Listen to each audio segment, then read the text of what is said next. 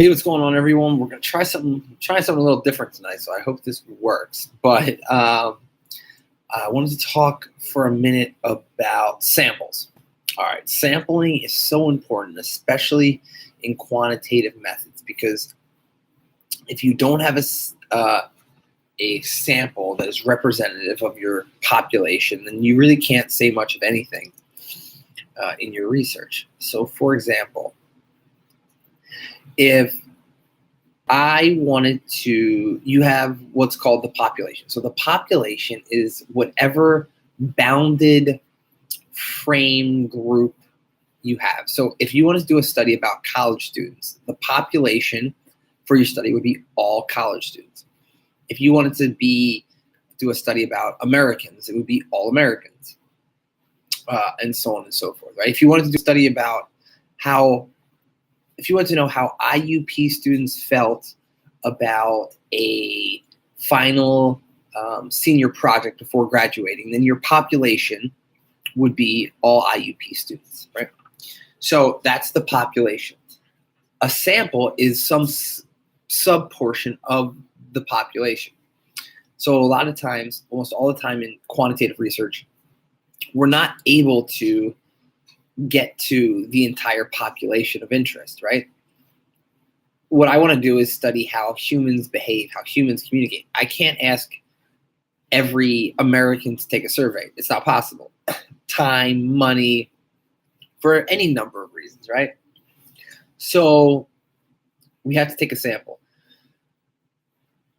Statistically, we can be sure we can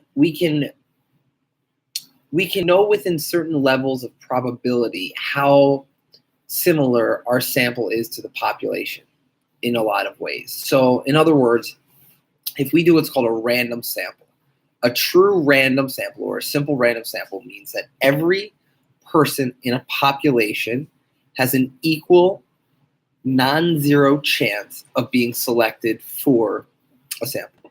So interestingly enough, if you do a simple random sample, you can have a relatively small number of people represent a very large group pretty accurately.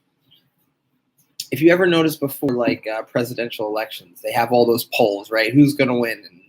And they sample 1,200 people, and that's representing 110 million voters. Whatever the case may be. The way our statistics works, if you have a simple random sample and everyone is chosen randomly in the way that I just mentioned, you can run statistics and be pretty accurate with your claims. Now, there's other kinds of random samples. It's not just a simple random sample where you randomly pick names out of a hat. You could have what's called a stratified sample, which is where you kind of first put people into groups and then take a certain percentage of people from each group randomly to make sure that certain groups of people are represented to a certain degree. You can do cluster sampling. You can do, the book talks about, I'm not going to go into each one of these approaches, and my slides that I put up for this week also go into details of what different sampling techniques are. But those are all probability samples, all based on chance. Non-probability sample or convenience sampling is where your sample is just made up of people who happen to take your survey or happen to be around. That would be like if you had a survey to do and you went to the mall and you just handed them out randomly at the mall, and some people took them and some people didn't, and then you went to the car wash and you had some people take them, and then you asked some of your friends to take them, and so on and so forth. And that would just be what's called a convenience sample. And it's not random, and those people are not representative of a population because they're just random. So it's not like you could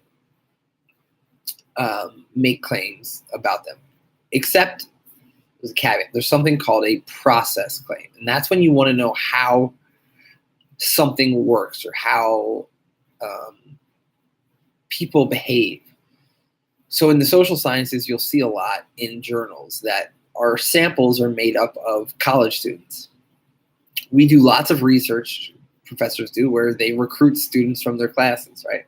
So if you think about it, if I'm doing a study and I recruit IUP students from my Intro to Comm class, and I offer them extra credit, well, and I get 300 people to come. God, that light is so annoying, guys. I'm sorry. You get 300 people to come, right? Those 300 people are a very purposeful sample. It is not random. They were 300 people that are, all in college. They're all at IUP. They're all comm majors. They're all first or second year students. And they all decided that they wanted extra credit. That's a very specific group of people. And it's very possible that whatever results they give me is indicative of the fact that they have things in common with one another based on those traits. And they're not representative of, a larger population. They're not even representative of all Indiana University students, because there's something unique about them in that they share all those things, right? So how can I then publish a study based on that sample? Well, most of the time what we're doing is called a process inference.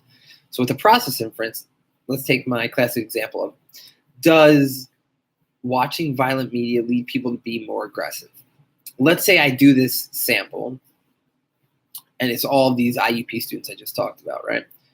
And I find in my study that yes, in fact, these people became more aggressive. Well, I can't claim that watching violent media will make people more aggressive all the time. I can't make a blanket statement like that. But what I can say is that, look, in this situation, in this scenario, it did in fact work that way. So yes, there are times when watching violent media does in fact make people more aggressive.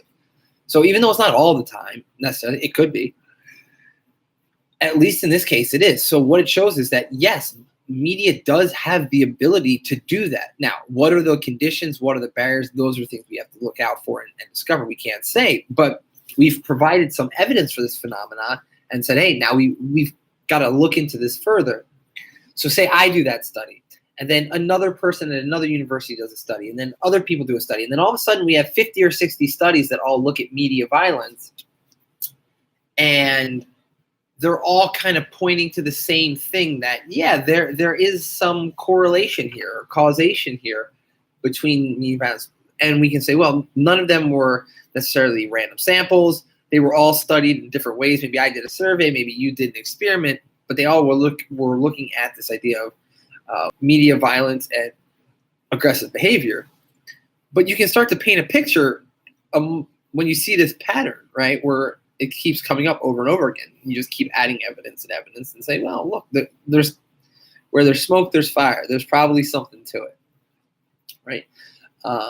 So there is some value in convenient samples, even when working quantitatively. Now, I can't take what I find. Let's say I give my other example, and those 300 college students, I asked them, what's your favorite kind of ice cream?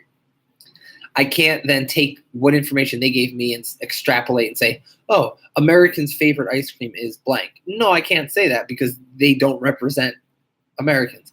I can't say, anything like that in terms of the greater population. I can't even say, hey, this is the favorite ice cream of IUP students. I can't even say that because they're not representative of IUP students. They're a very specific group of people. But I can make these what's called process claims.